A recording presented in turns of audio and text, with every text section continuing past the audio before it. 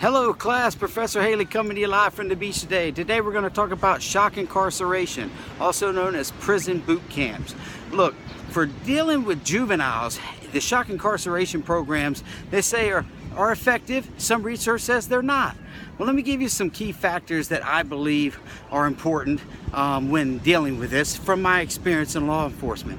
One is that if you take an individual and you put them through a prison boot camp or a shock incarceration boot camp, a juvenile boot camp, and they fail, I think what you've done is that you've created a situation and a scenario where that child is almost going to spiral down into a pit of barbarism at that point.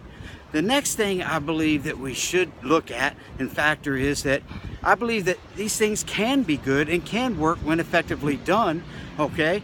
Because, as many of you know, I'm a former United States Marine, all right? And I know that that 3 months on Parris Island, South Carolina changed my life. It changed everything about me. It gave me discipline. It gave me the belief that I needed whenever I felt doubt or fear, okay? Fear, always called false evidence appearing real, F-E-A-R. So, let's give another side, because once again, I'm not trying to, make you think one way or the other.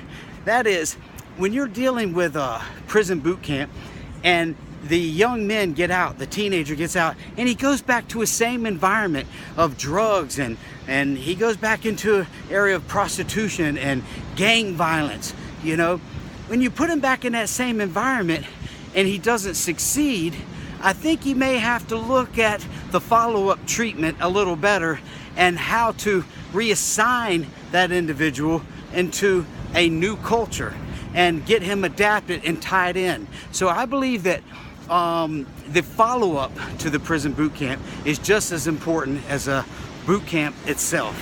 Guys, I hope this helped you out, and I appreciate all you do. And once again, I'm not saying for or against. I'm just trying to open your mind and let you get a full perspective of what's going on. Thank you, guys.